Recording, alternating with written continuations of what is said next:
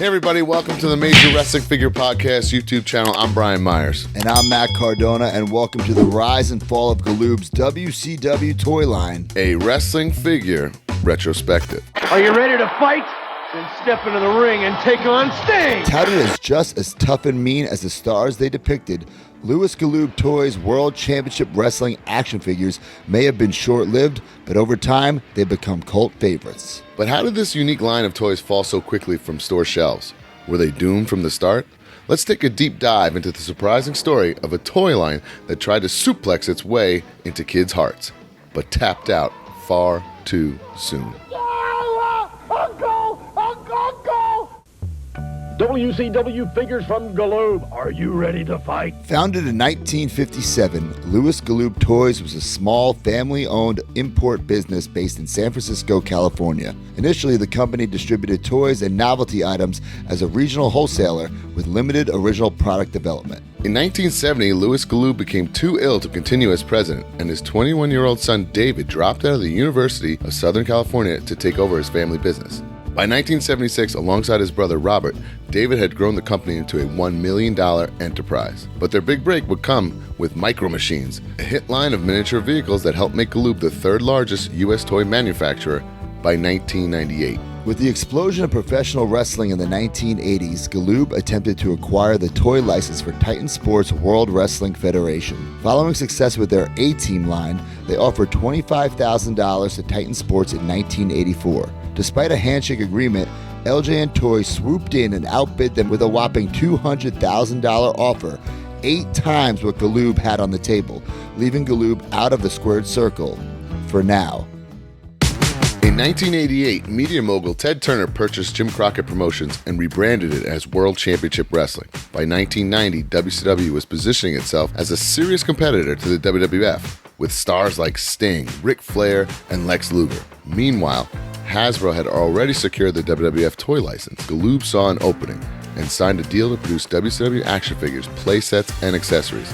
But the clock was ticking and they needed product fast. Revealed at the 1991 American International Toy Fair with stars Lex Luger and the Steiner brothers on hand, Galoob's core WCW line featured 4.5-inch non-articulated figures made of solid PVC plastic. Unlike Hasbro's dynamic WWF action figures with spring-loaded wrestling moves, these were more akin to statues, miniature likenesses frozen in time. And yet, kids found ways to play through doinky-doink impacts and storytelling-driven play.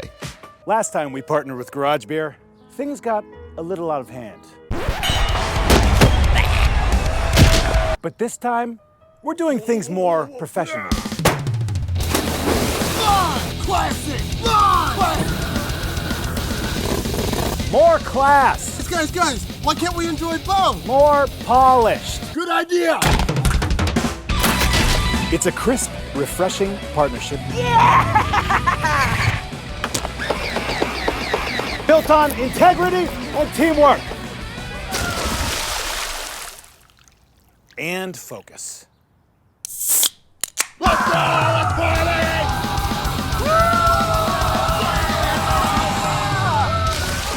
The first assortment of World Championship Wrestling action figures included 6 single-packed action figures of WCW wrestlers: Ric Flair, Arn Anderson, Sting, Lex Luger, Rick Steiner, and Scott Steiner, with each including a WCW Championship title belt accessory fastened around their waist for added play value. Eventually, Sting appeared in multiple color variants.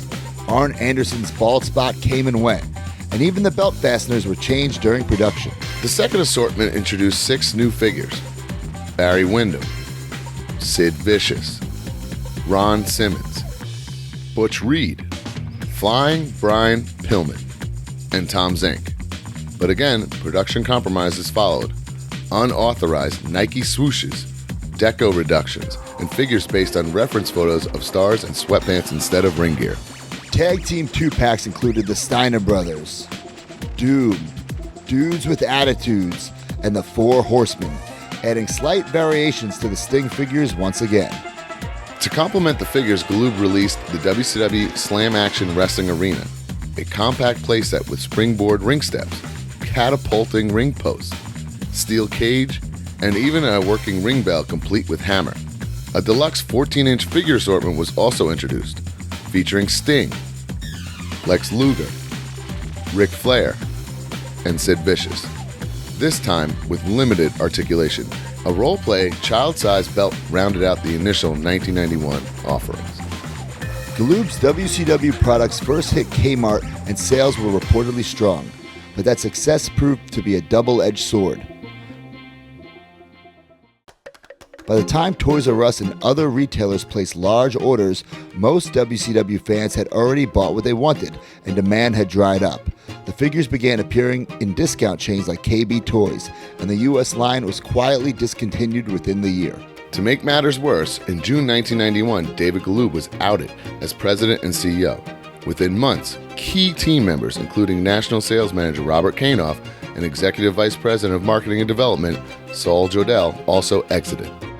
Although Galoob's WCW line effectively flopped in the U.S., the bell hadn't rung just yet. In 1992, Galoob distributed a second wave of remaining WCW products overseas to the United Kingdom through distributor Hornby Hobbies. The first assortment redecorated 10 of the 12 figures from 1991 with new ring gear.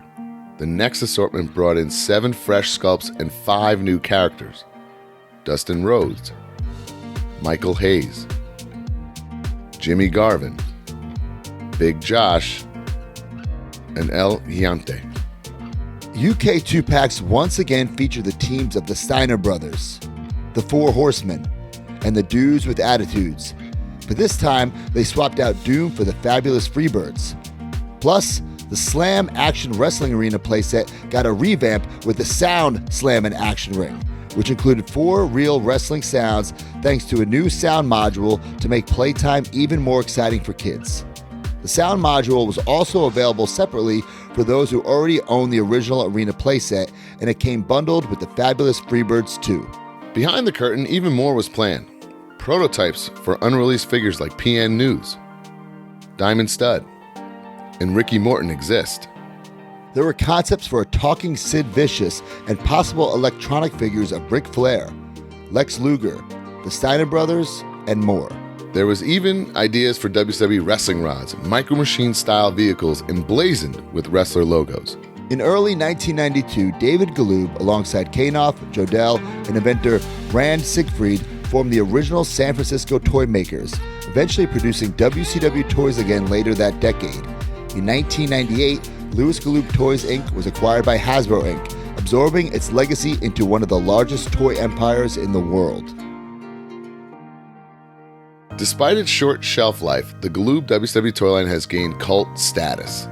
Today, these figures are beloved relics of the 90s wrestling nostalgia. Their bright colors, rigid poses, and unique charm have found new life in the hands of collectors worldwide. Fans appreciate the craftsmanship, even if the articulation was non-existent. These figures captured a moment in wrestling history, even if they couldn't pose for it. So, what was your favorite WCW item that was produced by Galoob? Do you own any of the rare UK releases? Which prototype do you wish had seen the light of day? Let us know in the comments below, and don't forget to like, subscribe, and smash that notification bell for more wrestling figure history from the Major Wrestling Figure Podcast. Check out the video on screen for even more information on Galoob's WCW figures, featuring personal stories from myself, Brian Myers, and hosts Matt Cardona and producer Smart Mark Sterling. Thanks for watching, and as always, scratch that figure itch.